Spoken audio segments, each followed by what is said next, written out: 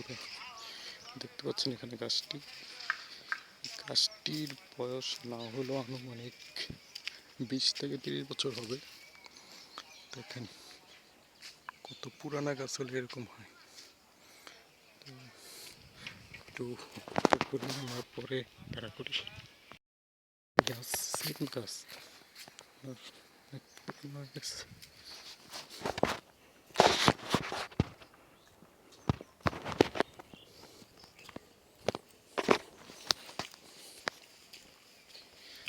দেখতে পাচ্ছেন এখানে ভুট্টা ক্ষেত। আসলে যারা গ্রামে বসবাস করে তারা গ্রামের অনেক কিছুই দেখে।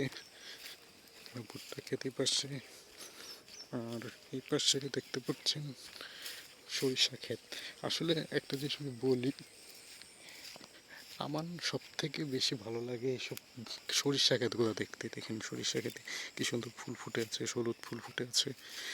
আসলে এই ক্ষেতগুলোর মধ্যে অনেক ইউনিক কিছু না থাকলেও কিন্তু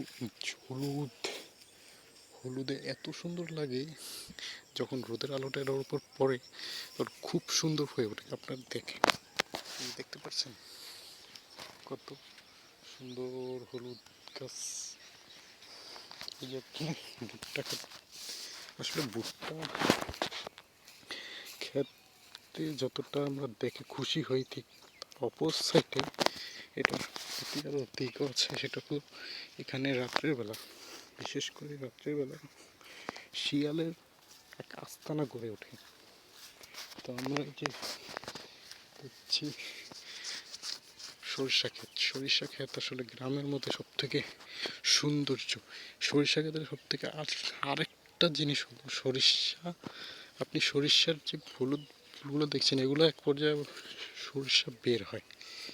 এখানে সরিষা বের হয়, সরিষা দিয়ে আমরা সরিষার তেল ব্যবহার করি, বা আবার সরিষার খৈল তৈরি করি যেটা গরু খায়। তো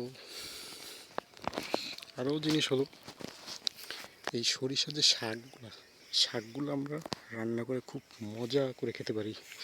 তো সব থেকে আলোচনার বিষয় ওই যে দেখতে পাচ্ছেন এখানে গরুগুলো কীভাবে ঘাস খাচ্ছে। আসলে গ্রামীণ থাকলে এগুলো দেখা যায়। ঢাকা যারা থাকে বা শহর অঞ্চলে যারা থাকে তারা কিন্তু এগুলো দেখেন। তারা ওই মোবাইলে যখন নাটক হয়, নাটকের মাধ্যমে দেখে, কিন্তু বাস্তবে যেগুলো সৌন্দর্য আছে গ্রামে, তারা যদি একবার গ্রামে আসে তাহলে মনের দিক দিয়ে খুব শান্তি পাবে। তো আজকের মতো ভিডিওটা এবং তুই পরবর্তীতে যদি আমি কোনো জায়গায় যাই, কোনো কিছু দেখাতে পারি, তাহলে আপনাকে দেখানোর চেষ্টা করব। তো আমার এই ভিডিওতে যদি কোনো ভুল ত্রুটি হয়ে থাকে আপনারা অবশ্যই জানাবেন। আর সামনেও দেখাচ্ছেন ওই যে ওটাতে বাঁধাকপি ক্ষেত করছে।